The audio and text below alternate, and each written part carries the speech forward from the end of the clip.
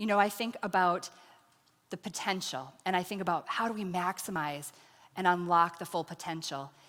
And I think it truly does start with these collaborations and with you here today and engaging you. I tell you, I think a lot about you. And you're like, me? I think about me? I think about you. I think about how do we engage you in a way that inspires you? How does our team connect with you in a way that creates a desire to go above and do a little bit more, just so that we can create the next level of empowerment in our community. And so one of the things is, in 2014, I ran across this really great study, and it was called the Millennial Impact Study by a guy named Derrick Feldmann. And I just was moved by this, because so many of us, as I have these conversations with you, all of the time, the M word comes up. Millennials. How do we work with these millennials? And the millennials are, stop calling us millennials. We are powerful. We have things that we want to bring to the table. And yes, you are both right. It's about engaging you both. And so this Millennial Impact Report just absolutely unlocked some really unique things that I hadn't thought about on how do we want to pull in our volunteers, and specifically those millennials. And when we think about how do we create engaging workforces, and how do we create engaging and cultures at companies that inspire, we know that this plays a part of this as well. When I looked at the study 3 years ago, the study told us that there was a correlation between employee satisfaction and employee engagement, and also being involved with causes. And so it comes back to you as employers as well, because then when you have more engaged employees, you have employees that want to stay. They want to do more for you, and they want to do more for their communities. In 2014, there was a stat that was in the report that really stood out to me, and it said that the third most important factor that millennials look at when they're looking to apply for a job is how engaged is a company with causes, and how involved are they. And to me, I said there's an opportunity for us here. And so we know that it's not just about millennials, it's about creating a multi-generational workforce that is truly ready and inspired and ready to continue to give back to the communities.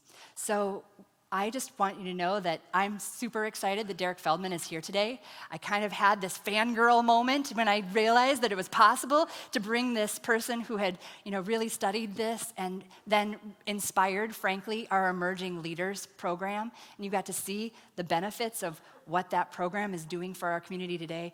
It inspired me to know that Derrick was available and he could be here for our annual report today. You've probably seen him in different articles. You've maybe seen him in Fast Company, you've maybe seen him in Time, you've maybe seen him in the Wall Street Journal or Forbes, but today you get to see Derrick Feldmann right here. So with that, I ask you to help me give Derrick a warm Fargo, Moorhead, West Fargo welcome. Welcome to the stage, Derrick Feldmann.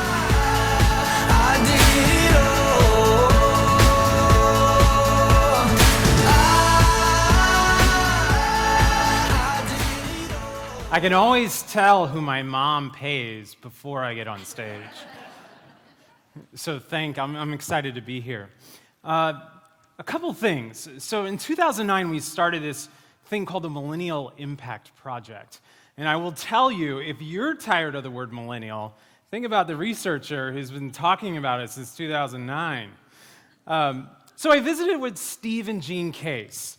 They're the founders of AOL. And by the way, if you ever get a chance, do a shout out to them, because in 2009, they took a risk. We went out to lunch in DC. They're the founders of AOL. They sat down with me and said, I've heard that you look into how generations do certain things. And we have kids, and we would love to see if our kids are like everybody else's kids. How many of you have had that, right? And so they said, can you go out, figure out whether or not they're involved in interesting causes, and then come back in 6 months? And I'm like, absolutely, I cannot do that. I said, you want me to tell you how a demographic of 80 million people born from 1980 to 2000 are going to get involved with causes in 6 months for the predictions of the future? And they're like, absolutely. We created AOL within like a month. It's like, well, it's going to take a little bit longer. So since then, I have had the lucky opportunity to work with them. But as we have gone through the project, there's some interesting learnings. And our goal today, at least my goal for you, is to dispel a little bit of stuff. Talk about what's real, and then we're going to leave with, is this a millennial thing, or is this where we're headed overall? So first and foremost, how many of you have millennial kids? Okay. Do we have boomers in the room? I suspect so, right? And I suspect we got our Gen Xers, who are always told they're lost between the two, right? And then we got millennials. Are you out there? Yeah. I always enjoy this one, because these are the individuals that are sitting back right now and be like, he does not know me. He has no idea what's going to go on. All right, so let's start with you, boomers. Boomers, what do you think your parents said about you in terms of being actively and involved in the community? Just think about it for a minute. Do you think your parents were like, you know what, boomers are going to be very involved? Absolutely not. And Gen X, what do you think your parents said about you as well? Well, this is what researchers do. When we have a little bit of time, we end up going back and looking at one major influencer in how our perceptions and attitudes are. And guess what that is? The media. In 1968, boomers in this article were said to have been involved in some things, but they do not like institutions, they do not like to get involved actively in certain things, and we predict that they're not going to be as active or civic involved as the greatest generation. 1976, boy, millennials, you thought you were the first me generation? No. Actually, what ended up happening is, boomers, you were the first me generation. Absolutely. You were focused on yourself as well. If you work for Time magazine, you are likely to work on a generational issue. And Gen X, guess what? You were actually narcissistic first, before millennials, coined by Time. And what's really interesting is that Time forgets that we can go back and look at cover stories. This is what researchers do when we're bored. So if you look back on there, hopefully they'll put it back on the screen here. In 1997, you're going to start seeing things around technology and so forth, the me generation, all of this stuff that exists. So here's what I ask. No matter what your kids do, no matter what your current employees do, at least for the next 30 minutes, suspend every belief that you've ever had so we can actually talk about what we've discovered over the years. Sound good? Who agrees? All right. Let's talk about this picture. 2 years ago, I went home for Thanksgiving, and my mom says, Derrick, will you head into your room? And I was like, okay. And so I walk into my room, and by the way, my parents just had told me that they're downsizing, heading to a condo somewhere, going through all of this stuff. So I go to my old room, and in the room there's a box. And in that box it says, for Derrick or trash. Why is it that way? So I open it up, and I'm like, gosh, boy, thank gosh she told me this was. I open it up, and yes, for some of you, there were some participation trophies. Was not the most athletic. I'm a tall, skinny guy. Athletics was not my gig. Data, research, absolutely. So this picture is in it, and so I was looking at that picture, and the caption underneath it says, Annette Feldmann signing up for Hands Across America with her son Derrick. And I'm like, oh my gosh, this is it. Have you ever had that moment where you're like, this is why and who I am, and I figured this is how my whole cause thing started. So I go out to my mom, because, by the way, my parents have no idea what I do still. Absolutely no idea. My dad thought I worked for the CIA and I'm doing research for them and all this other stuff. So I go outside my room. I go, Mom, focus with me for a little bit. Really focus. Because this is really important for me. It's all about me, right? And I said, I saw this picture. And you should know, Jim and Annette Feldmann, my parents, wonderful people, not actively engaged in the cause community. So to see this was both shocking as well as, wow, maybe she really is into this stuff. So I said, Mom, I saw this.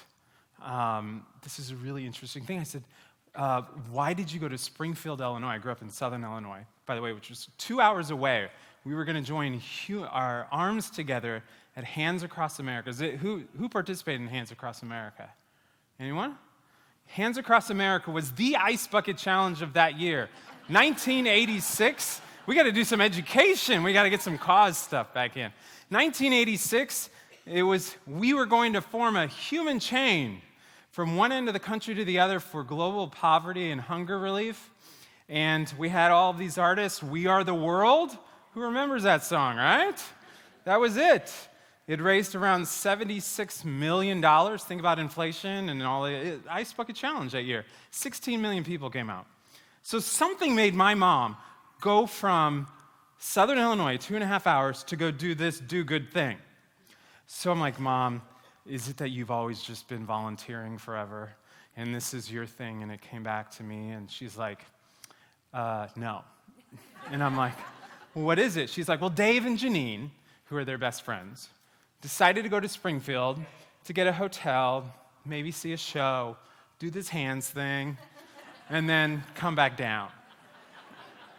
So deflated everything I had. And I'm like, Mom, refocus. Refocus. Because in that moment, right, I'm searching for what makes my life, like, this is my calling, right? And she's like, okay. And I said, are you sure? Like, hunger's not your thing? And she's like, no, not at all. I mean, I feel bad. And I'm like, okay. But my mom is part of a population of people that I started to unravel early on in the research project. And that is, in our world of affecting social issues, we are always going to have belongers. We are going to have people that participate in our work that will not always believe in it. That's true. I mean, if you think about the active engagement of people, we participate in things because of so many different factors as well. You have to remember something. The brain is a path of least resistance. So does anybody know what the most searched term is the first week of January on Google? It is, how can I lose weight without exercising? That's because this thing is an economic condition. It's always, how can I do the least and maximize return? This is, companies like, I absolutely agree with you, Derrick. But when we think about belonging, when you see pain or challenge, it's easy for your brain to say, boy, you should do something rather than nothing. But your brain follows that with, now don't go too far. You can at least do a few things.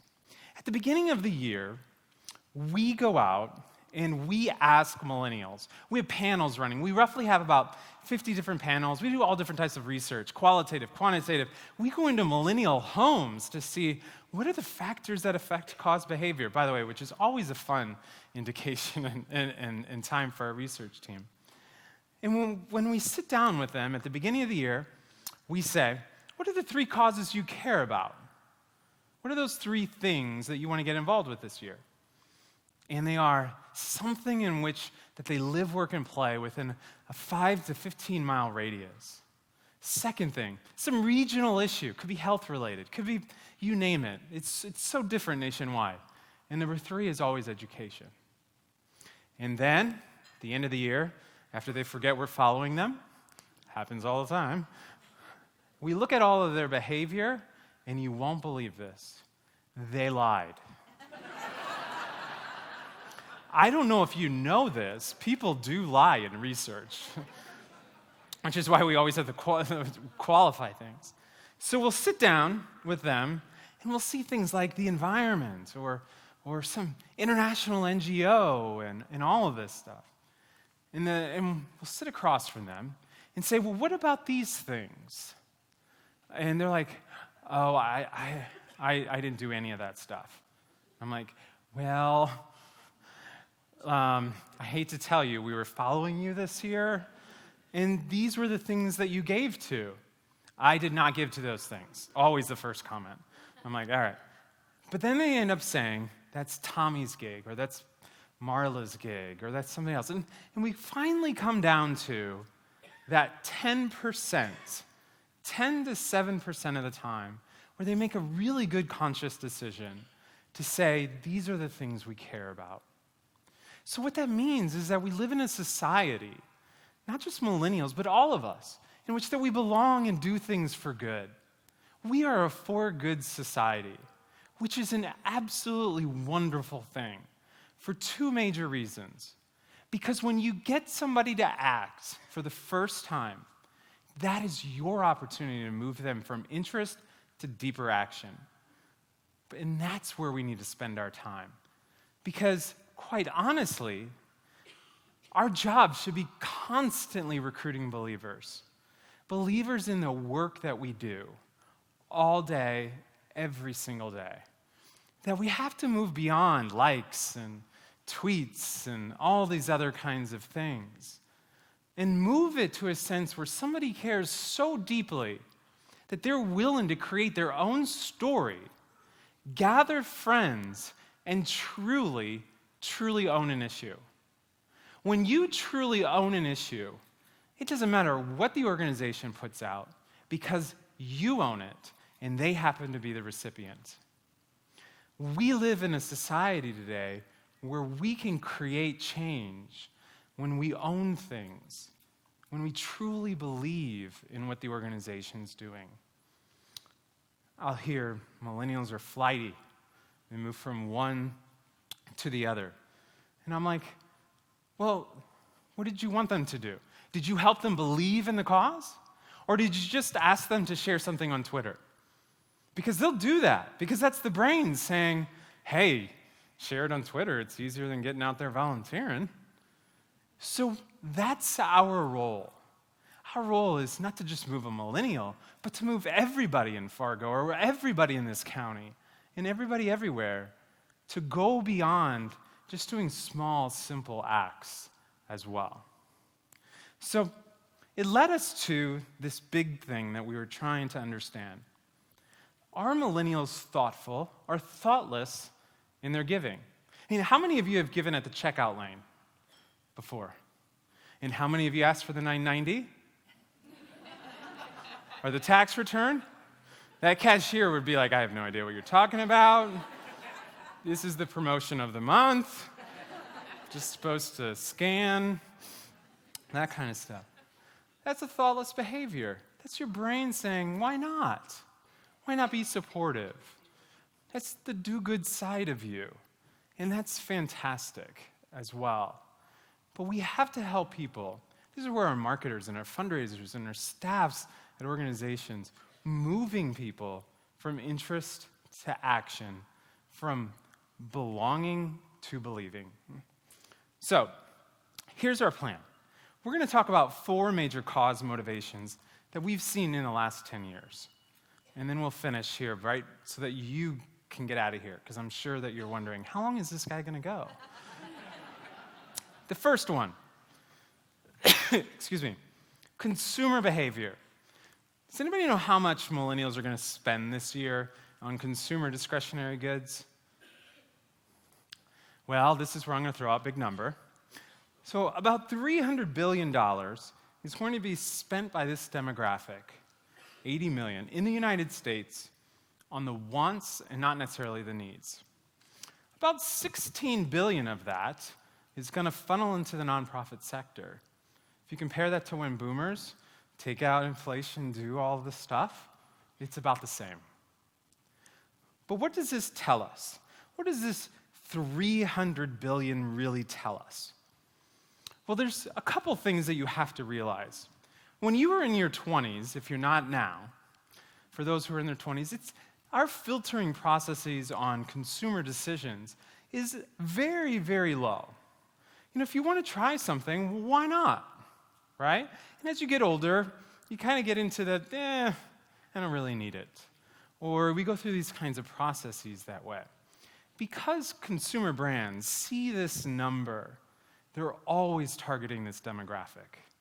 The challenge for causes and everybody else is, one moment they're on Amazon, and then the next moment they're on the United Way site, and then we'll pull them out of a research thing like, what was it on the Amazon site that made you do that? And they're like, I don't know, it's just an impulse thought. And I was like, shoot. We don't like pulling people out. But that's true. But here's the thing that's very interesting, is we live in a society where we have similar expectations.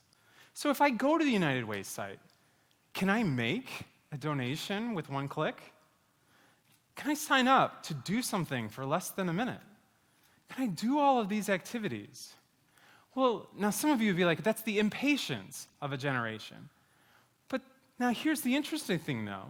On the consumer side, we've had one-click payment since roughly around 10 years ago. So we're a little behind on certain things. And our millennials don't quite understand when they get to things why stuff isn't naturally across.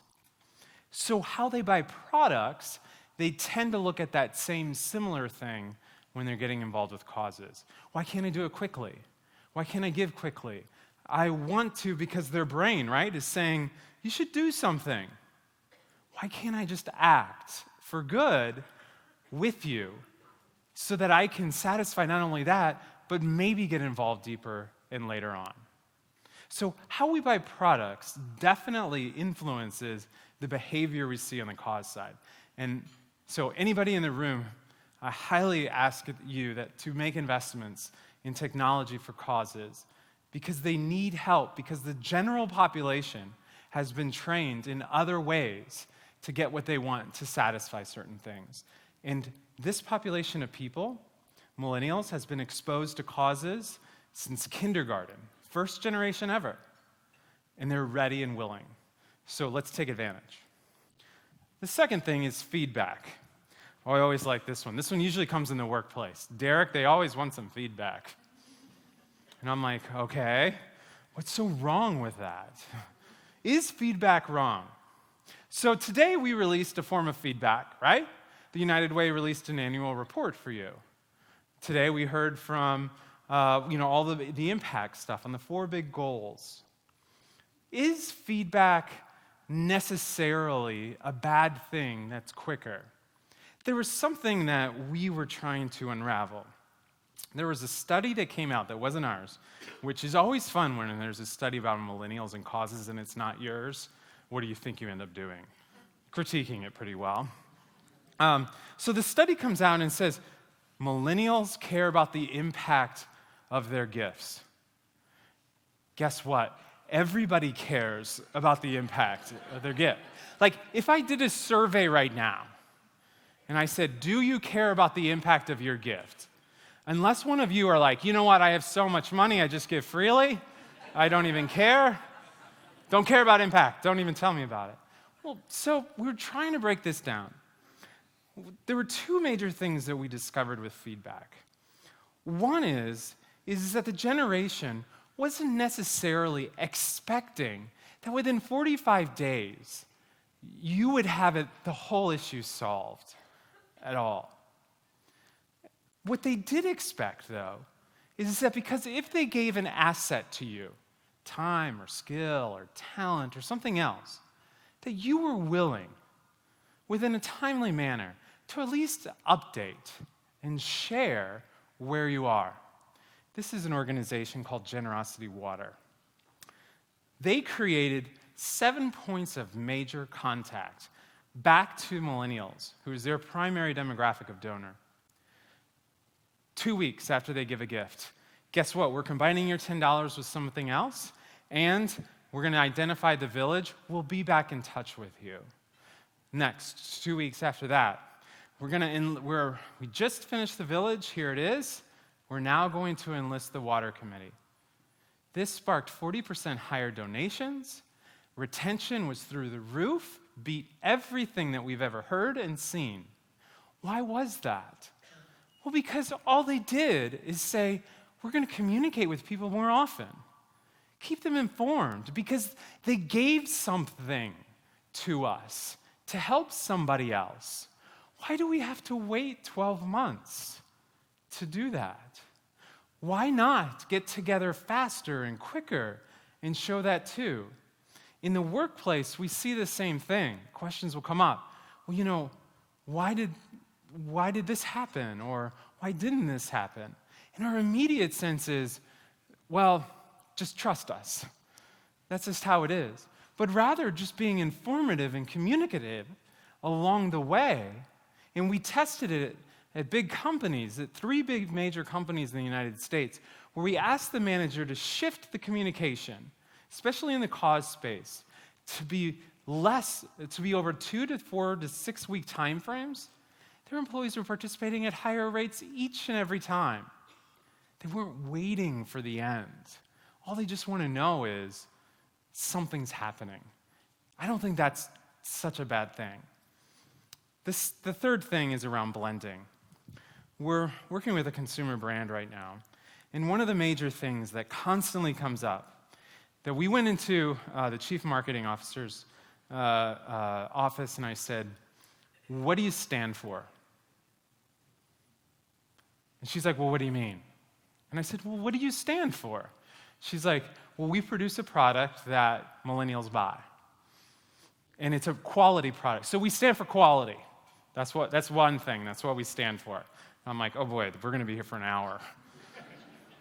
After we get done, I said, what is the values and belief systems that you have? We used to live in a place where companies and others would rather put out neutral stances than standing for something. And now we live in a society where we have generations, all generations, who are saying, you know what? I believe in that company because they stand for something. Whether you stand for homelessness or whether you stand for something else, let people know what you stand for. The biggest thing we've heard of why millennials are not active in the workplace is because they don't know what their companies stand for at times. The values that they have, the belief systems that they have. If you believe everybody should be treated with respect, state it. Why not? That reinforces that idea within that employee that says, I work there because of what they stand for, and they're an amazing company. We were working with a telecommunications company, a large one in the US, cellular, and they said, well, we can't put those kinds of statements out. And I said, well, then the challenge is that without standing for something, and as you know how the phrase is, it's easy to leave. It's easy to go to places where they're very vocal. And it doesn't mean you need to be controversial. It means that you need to be vocal about what you believe externally and internally. Let your employees rally around that. The biggest issue we've seen with millennials when they depart after we do post-interviews, qualitative, is they didn't really know what the company stood for in the end. All right, assets. Well, about 6 years ago, we discovered that a millennial values all assets as equal. This is going to drive fundraisers nuts. Are you ready? So the value of time, the value of skill, the value of money, and the value of network, all these assets are equal as well. And when you ask somebody to give us something, we need to start to recognize it each and every time. See this campaign here, water.org. Excuse me. Donate your voice today to do something remarkable or whatever. They don't always ask for money. They ask them to give an asset today. And you as companies, you do things like volunteerism and You do all these other things. Ask your employees to say, you know what? We value you and your time. We value you and your skill. And you know what? We even value you and your family if you want to come together. And show them how their asset means something for somebody else. 3 weeks later, water.org will send you how your voice made a difference that day. It's a remarkable thing when you don't know whether or not something did truly make a difference. So those are the major 4 things that we've heard. Now, I will say there are some factors that are also there that I want to cover quickly before we get to the end. This one, social. All right. How many of you have ever posted something on Facebook and no one liked it? It's a little awkward, right? You're like, my network hates me. So that environment is set up to be together. Imagine if your friends weren't there, would you be hanging around? No, as well. Well, there's something really unique in the social aspect of causes as well. As much as we are independent individuals, we are social individuals. We are social humans. To ask you not to involve your family or friends in something is going against human nature. It's like, don't care about anything. Because what ends up happening is after an individual gets involved in a cause, they start to seek out friends and family and others that also would love to be a part of it, right? Because when you post something in Facebook, think about what your head is going through. I hope this is the picture that everybody likes. Yeah, it is. Because you get a little irritated when somebody else posts something like, now why would people like that? But like, mine was a very good post, right? You're like validating it as you go along. Well, it's the same thing here. All of us, every single person in this room wants somebody to be involved in their cause and their social issue. They want that because it feels good as well. So it's natural when we see a population of people who grew up with digital technology to use that technology to recruit and bring people in. Now, this is not the first time that this has ever happened. The first capital campaign in the world, Harvard. Guess what they did? They created a committee. They went out and asked people for money. And after they did that, they went and asked friends. It's the same structures that we've used for a long time. And when we see millennials going right into social networks to do this, our first piece is, I don't get it. Well, the fundamental is actually there because we all desire everybody to believe what I believe as well. And I'm sure that has been the case over the course of the last year, if you know what I mean, with the election, and everybody's posting whatever as well. So when we get into things around social, remember that we desire others to be a part of our cause. And if you run a cause here, you need to help any individual who shows interest in your cause to bring in another. If you work at a company here, you need to help that individual who came out one time to help recruit another employee to do something next. We have to help people be together because they desire that. They want to do those kinds of things. And in every study that we've run, we have never seen the individuals solely be on their own long term. They've always tried to recruit or bring others in, inspire others to be a part of it. So your job isn't necessarily to say, I need you to volunteer today and give an hour. It is also helping that individual go out to a friend, go out to a peer, go out to a family member and say, this is why this cause is so important. It's important for the individual who's a part of it, and it's important for you as well. Actions. How many of you have ever signed a petition? Yeah. So I want you to think back to signing it. See if we have a similar situation. So one morning, Melissa, who's one of our research associates, pretty even keel, comes in and says, Derrick, last night was pretty big. I'm like, okay, what happened? And she said, well, we had 6 panels running, and she said about 150 of random people in the United States within the hour signed the same petition. And I'm like, no way, what was it? And she says, if you sign here, world hunger ends tomorrow. And Melissa's like, so we did what everybody else does when we hear things like that. I opened my door, went out to the middle because we have an open office environment, and I said, who thinks those 150 people believe world hunger ended today? Because remember, it was the next day. And they're like, no, not possible. And then we start like, well, could be. So we did the most expensive thing that researchers hate to do, because once you pull somebody out of panels, we have to repopulate and we can't use those people because we've influenced them. So I said, well, it's noteworthy, so let's go ahead and do it. So we pulled them out, and we created what we call an interview protocol guide, which is our way of our team making sure that we ask a series of questions. So we started out with, we're curious. By the way, if you ever hear that from a researcher, we don't believe you. So we started out and we said, we're curious. You signed this petition last night, and why did you do it? I wanted to show my support for ending world hunger. Okay, and do you believe world hunger ended last night? Try asking that with a straight face. It's very difficult. We had to practice several times. And luckily, the millennials in our panel were like, no, that's going to take like years to solve. Like, thank goodness.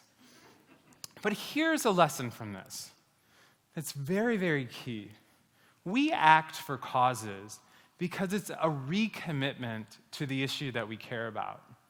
When you're driving to go to a United Way meeting, when you pick up that phone from the United Way person or an agency or to get involved, your brain is saying, you know what? Yeah, you do like that. So what we have to do is get our populations to consistently do and perform actions for good for the issue. Because those are recommitments. That petition signing piece was just a lead-in, because obviously later on they ended up asking for money. But what that ends up doing is it brings the issue back to the forefront and helps them understand what's going on. If you're launching a campaign in the workplace, or you're going to do any cause initiative, think about how you're going to get your employees to act before they start giving. Acting for good increases participation in giving. Acting for good increases retention long-term in giving as well. So actions are imperative in being successful with this generation. Solutions. Take a look at this. I have the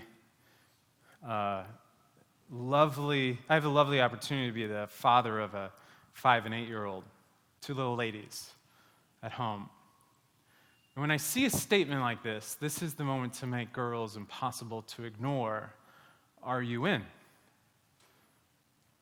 It makes me want to immediately sign. Be there. What kind of statement is this? This statement is a belief statement. This statement, by the way, Girl Effect, if you don't know them, you should take a look. The best thing about the Girl Effect, they have some pretty crazy creative. One time, because they're an organization that we monitor things that are going on, they had a homepage that said, do you think the world needs a kick in the pants? Yes or no? And then you could click on yes, and then it's like, great, we're for you, or no, we're not for you, head out. Do you think you could ever get that passed by a board? Never. Millennials participate in issues. Millennials participate in beliefs. Belief statements on causes and social issues transcend generations, it transcends ethnicities, demographics, no matter what. We should all be creating belief statements to help anybody in our community attach to it. They could say, we're the girl effect and we do 3 things. We empower, we blah, blah, blah, blah, blah, right? But they didn't.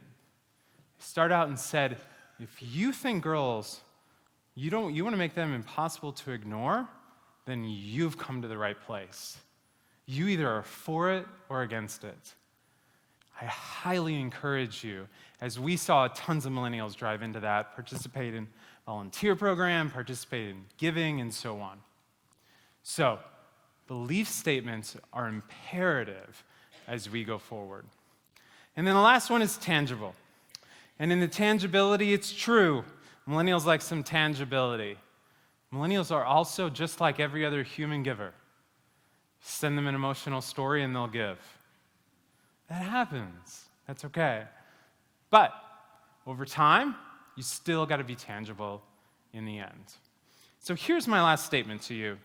Out of all of the years that I have been doing this, we have had 100,000 millennials going through our studies so far.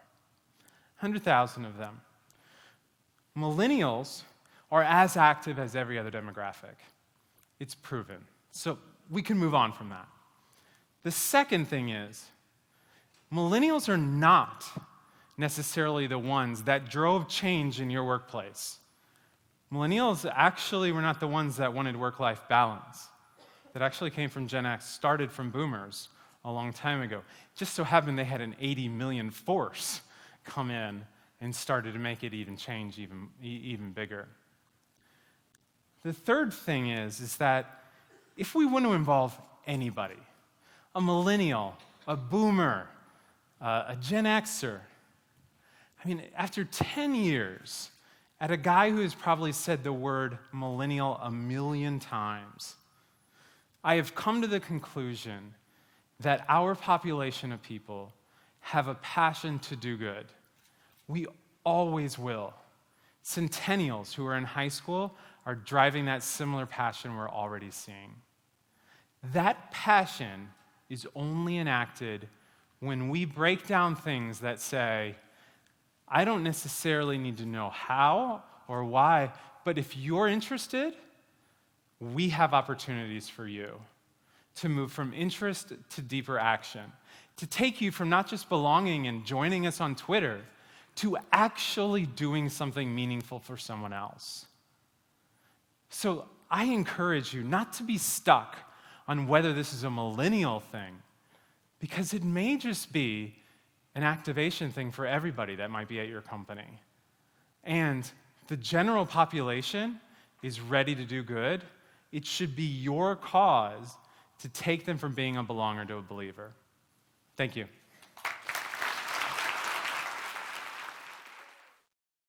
Awesome. Thank you so much. Oh. Thank you so much, Derrick, and thank you to all of you for giving us a little extra time today. We want you to know we appreciate every single minute. I want you to know that Derrick will be out in the lobby if you want to stop and say hi, maybe take a photo with him, or just ask him a question. So I also want to say a very special thank you to Christina Hine, who does an awesome job of being a director for this event. Thank you, Christina. And our entire United Way team, we wish you a very great day. We hope that you have an extraordinary day and that you go out inspired to do good in the world and in our community. Have a great day, everybody. Got that sunshine in my pocket, got that good soul in